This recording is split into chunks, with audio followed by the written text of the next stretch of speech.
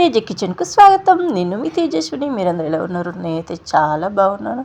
ఈరోజైతే నేను మంచి స్వీట్ చేశాను బియ్యం పిండితోని. చాలా బాగుంది, చాలా టేస్టీగా ఉంది. చూస్తేనే నోరూరిపోతుంది, అసలు అంత బాగుంది. మరి ఇది కావాలనుకుంటే సబ్స్క్రైబ్ చేసుకోండి, లైక్ చేయడం మాత్రం మర్చిపోవద్దు. లైక్ ఖచ్చితంగా చేయండి. ఇప్పుడైతే నేను దాంట్లో ఒక చిన్న గ్లాసు బియ్యం పిండి అయితే తీసుకున్నాను. అంటే చాయ్ గ్లాస్ ఉంటుంది కదా, ఆ గ్లాస్ బియ్యం పిండి తీసుకున్నాను. హాఫ్ గ్లాస్ చక్కెర తీసుకోవాలి. చక్కెర తీసుకొని ఇటు పక్కన పెట్టుకోవాలి. ఇప్పుడు ఈ బియ్యం పిండిలో ఈ చక్కెర అనేది కలుపుకోవాలి. మంచిగా కలిసేటట్టుగా కలుపుకోవాలి. ఇది మంచి టేస్ట్గా ఉంటుంది, అసలు తినడానికి అంత బాగుంటుంది. ఇప్పుడు ఇందులో కొన్ని వాటర్ పోసుకొని మన దోశ పిండి ఉంటుంది కదా, అంతకంటే కొంచెం తిక్కుగా కలుపుకోవాలి. అలా తిక్కుగా కలుపుకుంటే అలా కొంచెం తిక్కుగా మంచి కలుపుకోవాలి. ఈ విధంగా అయితే ఉండాలి మనది. చూసారా, దోశ పిండిలాగా అలా ఉంటే సరిపోతుంది. ఇప్పుడు మనం ఒక గిన్నెలోకి కొంచెం తీసుకొని పెట్టుకుందాము.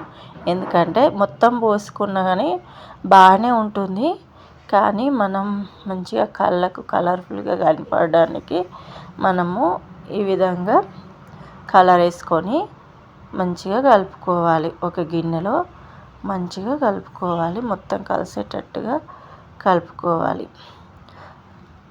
చూడ్డానికి ఎంతో బాగుంది కదా, తింటే ఇంకా బాగుంటుంది.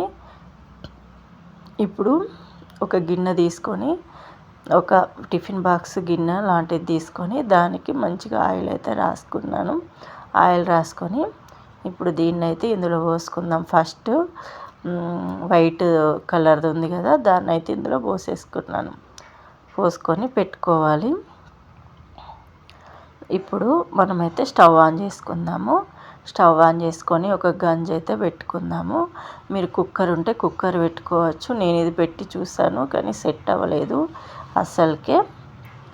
తర్వాత దాన్ని తీసేసాను మొత్తము. మీకు స్టాండ్ ఉంటే మంచిగా స్టాండ్ పెట్టుకోండి.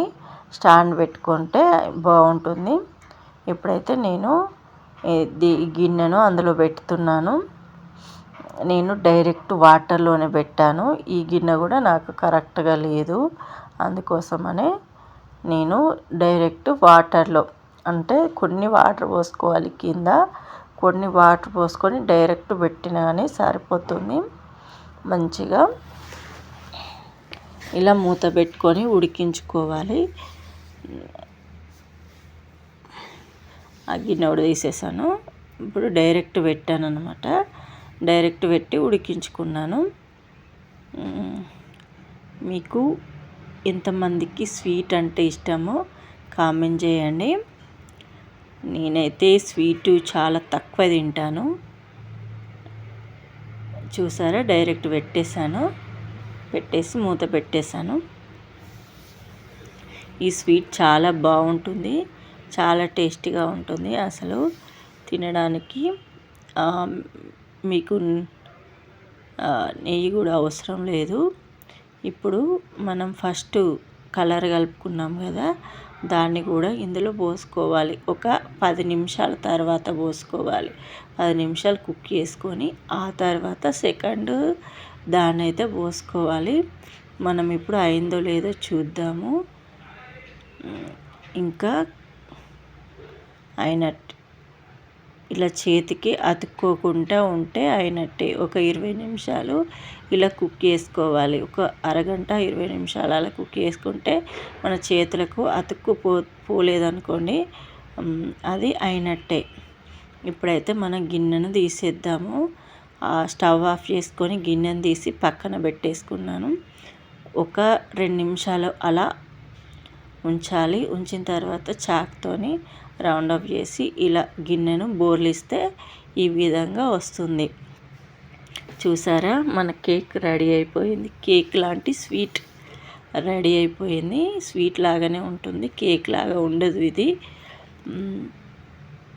ఈ విధంగా మంచిగా ముక్కలు ముక్కలుగా మనకి ఏ షేప్లో కావాలనుకుంటే ఆ షేప్లో కట్ చేసుకొని తినేయచ్చు. చూసారా ఎంత బాగుందో మన స్వీట్. చూస్తేనే నోరూరిపోతుంది కదా. మీకు ఇది బాగా నచ్చిందని అనుకుంటున్నాను. ఈ వంట కనుక నచ్చినట్లయితే తేజ కిచెన్ ఛానల్ని లైక్, షేర్, సబ్స్క్రైబ్, కామెంట్ చేయడం మర్చిపోకండి.